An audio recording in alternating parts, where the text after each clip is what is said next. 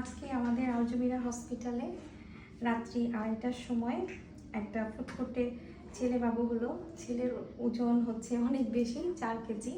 আমাদের হসপিটালে কিন্তু 2টা 4 কেজি বেবি হলো। একটা হচ্ছে মেয়ে বাবু ছিল, এটা আমার চেম্বারে হয়েছিল। ওই বেবির ওজনও 4 কেজি ছিল এবং এই বেবির ওজনও কিন্তু 4 কেজি, যথেষ্ট ভারী। আলহামদুলিল্লাহ একটা মেয়ে ছিল আর এবার একটা ছেলে বাবু হলো। তো যাই হোক, অনেকেই ওনাকে বলেছিল 4 কেজি বেবি আসলে হবে না নর্মালি সিজার করার জন্য, কিন্তু উনি আমার উপরে ভরসা রেখেছিল এবং আমাদের উপরে আস্থা রেখেছিল এবং ওনারও অনেক বেশি আত্মবিশ্বাস ছিল। এই কারণে আল্লাহর রহমতে আজকে এই রাত্রি 2:30টার সময় একটা সুন্দর একটা ছেলে বাবু হলো আমাদের হসপিটালে। সাথে আমার মেয়েও আছে, ও ঘুমায়নি, ওকে আসলে সময় দেওয়া হচ্ছে না, ওর অনেক কমপ্লেন যে আমরা একদমই সময় দিতে পারছি না, এই জন্য ওকে নিয়ে আসছিলাম।